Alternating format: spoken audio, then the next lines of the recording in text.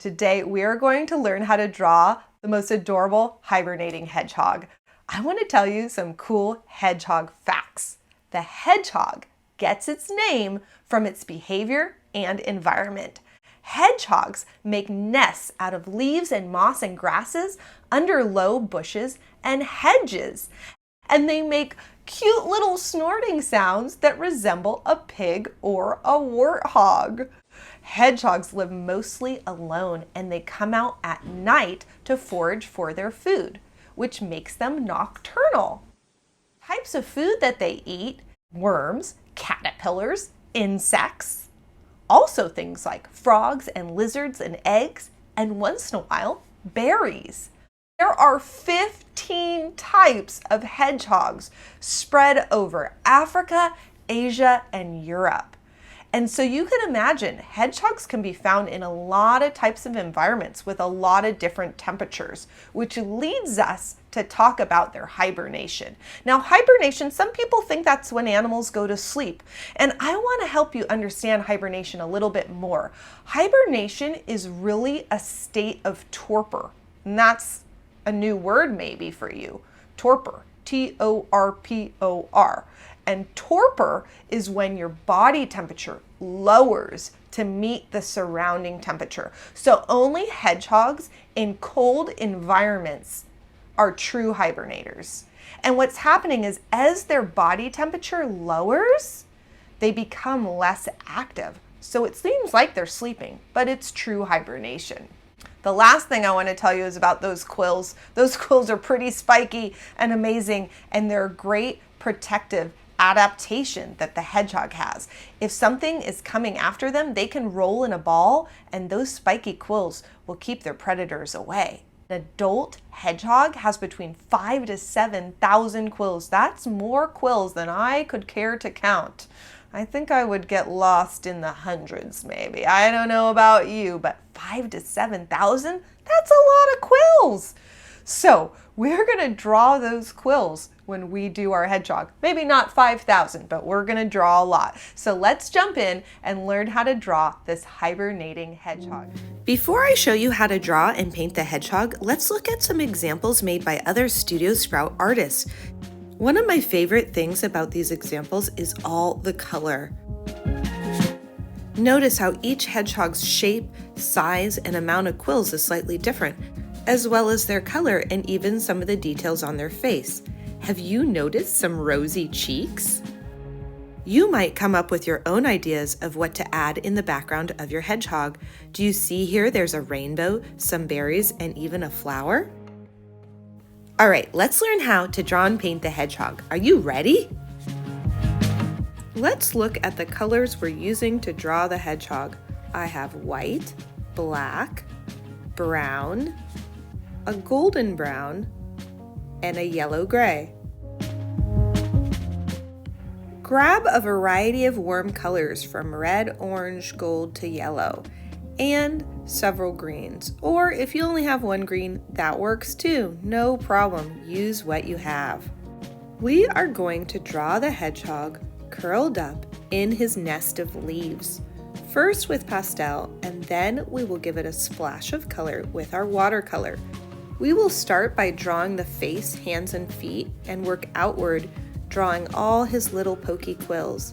Then we'll finish by drawing the leaves that make his nest. Let's start with black. I want you to find the center of your paper and very gently draw a dot. You don't need to go very dark, just a place to get you started. You're going to expand that dot into a little sideways oval, almost like an egg laying on its side. Go ahead and darken 2 dots on the sides of that oval. Next, we're going to very gently draw 2 lines swooping upward into a V shape, and we're going to make 2 more smushed ovals at the top of those lines. It's like the shape of a seed. Once you have them, you can darken them a little bit, along with the lines of the nose. The face is starting to come together. Let's add the ears. Right above the eyes, start to draw a circle, but leave it open at the bottom. Inside the ear, you're going to rub your oil pastel to make that little seed shape again. Under the nose, we're going to draw the hands. Hedgehogs have 5 fingers on their hands, but it's hard to see that thumb finger, so we're going to show 4. Then we're going to add little nails by rubbing the end of our oil pastel on the tips. Now let's draw the feet. The toes are tucked under the fingertips, so we're going to show the heels of the feet by drawing 2 U's that touch each other and also touch the edge of the fingertips. Now we're going to start adding the quills of the hedgehog. Let's make lots of short line marks going around in an oval surrounding the hedgehog. Remember, an adult hedgehog can have between 5,000 to 7,000 little quills. That's a lot of little quills, so we need to make a lot of little lines. Your line marks do not have to be exact, and they don't have to be in the same direction. In fact, it's more natural if you make them in lots of different directions. The quills in the area around the nose and face are usually lighter, so I'm using my white oil pastel right now to make lots of little line marks. This is going to show up later when we cover the drawing with watercolor.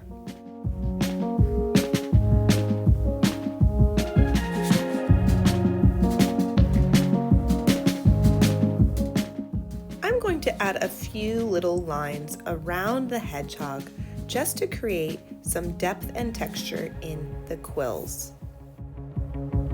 Grab your yellow gray or your gray and add some color inside the ear and some more quills around the face. Let's speed the video up a little bit. We are going to make lots of little quill marks all over the hedgehog, changing colors as we go. When you're done with your gray, you can add a little golden brown or light brown. Use whatever colors you have in your oil pastel set. Now it's time for dark brown. You might have noticed we started with our lightest colors and we're getting darker. I'm also starting to make bigger marks. It's okay if your marks crisscross. You can also apply stronger pressure so that your marks are darker. And you can play around with adding some zigzag lines too. This makes your hedgehog look a little fluffy. The hedgehog is really coming together. You can play around with switching back and forth between your light and dark colors and adding as many zigzags and little quills as you want. The more, the better. Fill in the feet with the brown pastel and then use your black oil pastel to go over your outline one more time. This defines the feet. If you'd like to, you can use your finger to smudge the area around the hands and feet.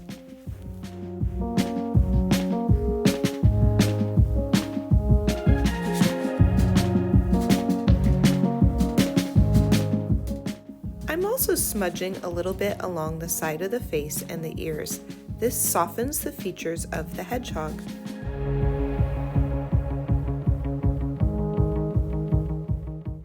I was serious when I said you can never have too many quills. Go ahead and add a few more zigzags and a few more marks all around your hedgehog.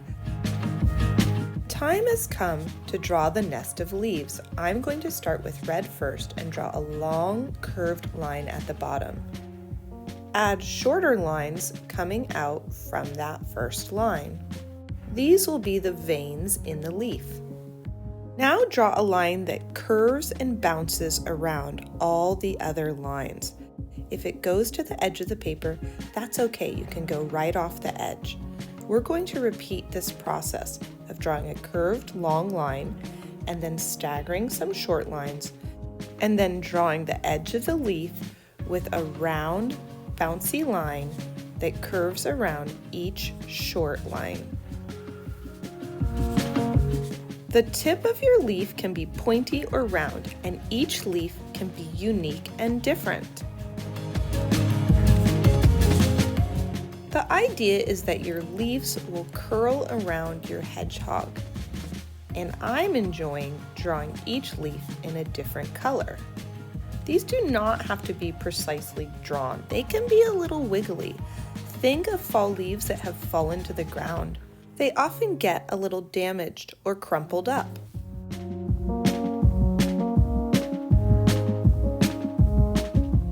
The number of leaves that you can fit on your page depends on the size of your hedgehog. The goal is to fill the entire space around the hedgehog with leaves. After you have the outlines of your leaves finished, you can alternate colors and fill them in. They don't have to be filled 100%. In fact, I like to leave a little bit of white paper for the watercolor to soak into.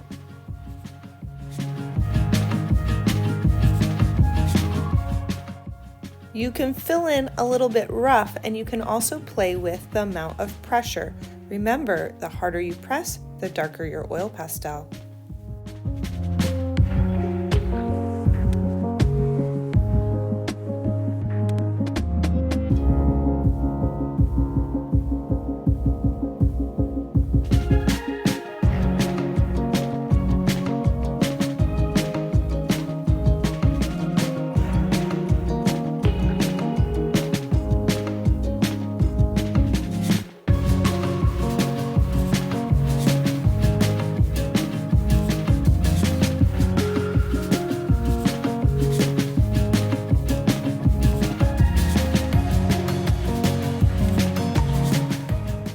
I enjoy blending the different colors of pastels.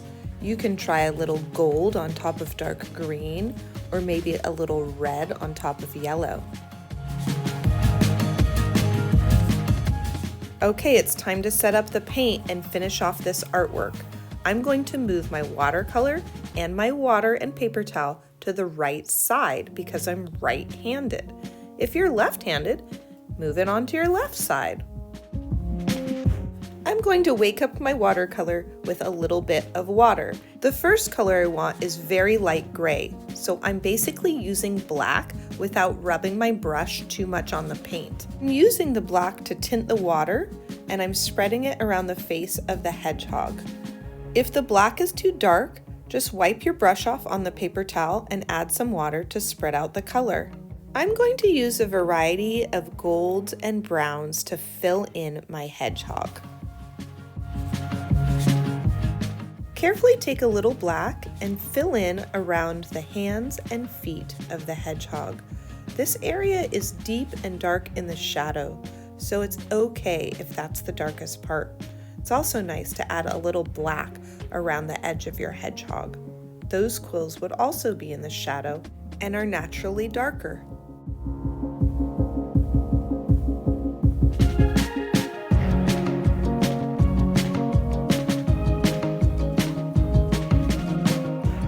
Now it's time to fill in the leaves. You'll see me use a variety of greens and oranges, yellows and reds. I'm even going to use my golden browns.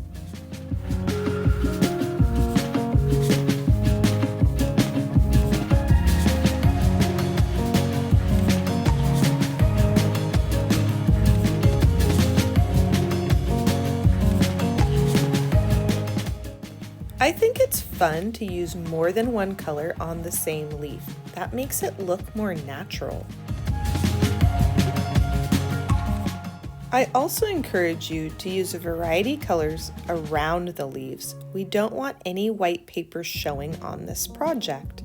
We want the hedgehog to appear to be completely surrounded by leaves.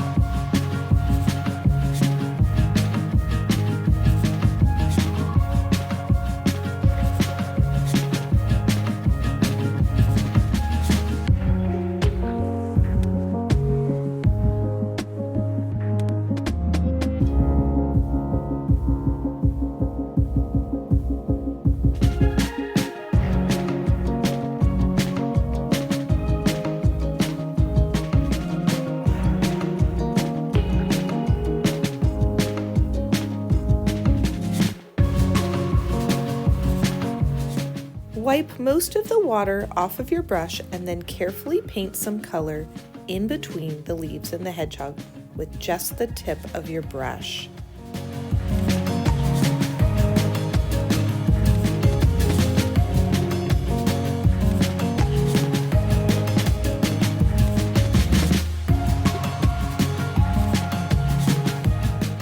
Once your page is filled with color, you are complete. Congratulations on your hedgehog. I can't wait to see it. I hope you share a picture of it with me soon.